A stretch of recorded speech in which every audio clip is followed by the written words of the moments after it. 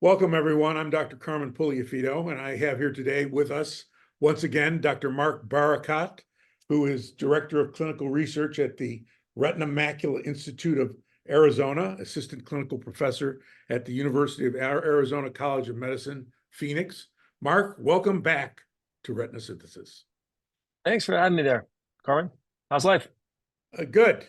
You gave a great talk at Angiogenesis about a new molecule, a new pathway for the treatment of diabetic macular edema, a drug called KS501 from Kodiak Biosciences. Can you tell us a little bit about the drug and the pathway? No, sure, my pleasure. So, obviously VEGF is really important. It's a key driver in angiogenesis, but there's multiple cytokines involved. One of those is IL-6. So IL-6 is a pro-inflammatory cytokine. It's been associated with multiple vascular diseases, RVO, AMD, diabetic retinopathy, you name it. It's inflammatory, it causes the breakdown of blood-retinal barrier. So the real question is, how do you address VEGF and IL-6 at the same time? Keeping in mind that IL-6 also causes a harder time in terms of treating VEGF. So this is KSI-501.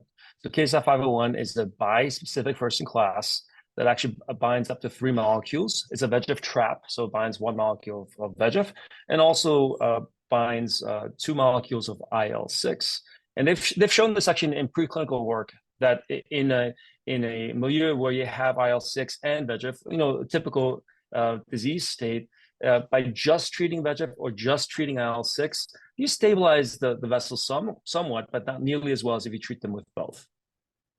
So that's great. So how's the molecule designed? So the molecule is actually, as I mentioned, the bispecific VEGF trap with the 2 FABs for the IL-6, but it's also within a biopolymer. And the biopolymer actually gives it a larger half-life.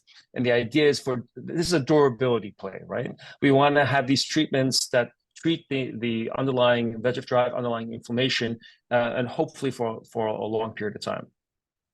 So tell us about the clinical trial. So the clinical trial for KSI-501 was a multiple ascending dose design, phase 1 in patients with DME. So there were 16 patients in DME, of which 7 were naive, 9 were previously treated. And they each got 3 monthly doses of different levels, anywhere from 1.25 milligrams all the way up to 5 milligrams of KSI-501. And essentially what happened is, if you looked at the treatment-naive patients, they gained robust vision, about approximately 10 letters or so, and a nice OCT signal as well, about 100 microns. And the previously treated showed some nice clinical gains as well. If you look at how many of these patients, how many of these subjects gained 2 lines of vision at any 2 visits, you're looking at 2/3 or greater, whether you're previously treated or not. And some of these eyes that were previously treated obviously had quite the anti-VEGF history. But the important thing, of course, with the phase 1 trial is safety, and the safety was excellent. There was 1 case of intraocular inflammation that was mild, that was well treated with topical therapy, and frankly, when it was re-exposed to subsequent treatments of KSI-501 was fine. So all in all, the safety profile looks good. There's biological signal, the plausibility is there. And so this is encouraging for further steps in terms of the development of 501. Does the biopolymer improve the durability of the compound? It's less about the durability. It's just about sticking around in the eye. Of course, the ocular half-life. And so the drug was administered how frequently? Once a month for 3 months, and then followed out for another 16 weeks thereafter. So what are the plans for bringing this forward?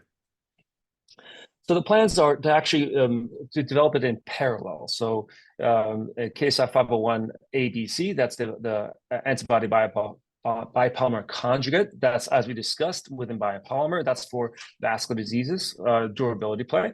And the also is for 501P, which is the unconjugated protein for inflammatory conditions with macular edema. The benefit of going the unconjugated route is that you actually can get a higher molar dose as well. So it'll be interesting to see if you treat VEGF and IL-6 with a higher molar dose versus a longer durability. So this is the first time the IL-6 pathway has been investigated for diabetic retinopathy, isn't that correct? So it is IL-6 is being investigated with other sponsors as well, but this is the first time, first-in-class bispecific, where you're treating both VEGF and IL-6 with a single medication. Yes. How do you position this product in the future, envisioning how it might be used? Well, I would imagine that this would be for cases that are harder to stabilize with traditional VEGF care, or those patients where you just can't seem to extend them any longer. Just the same way that we have some patients where, even though we have them on frequent anti-VEGF therapy, they still benefit from some anti-inflammatory, such as steroids.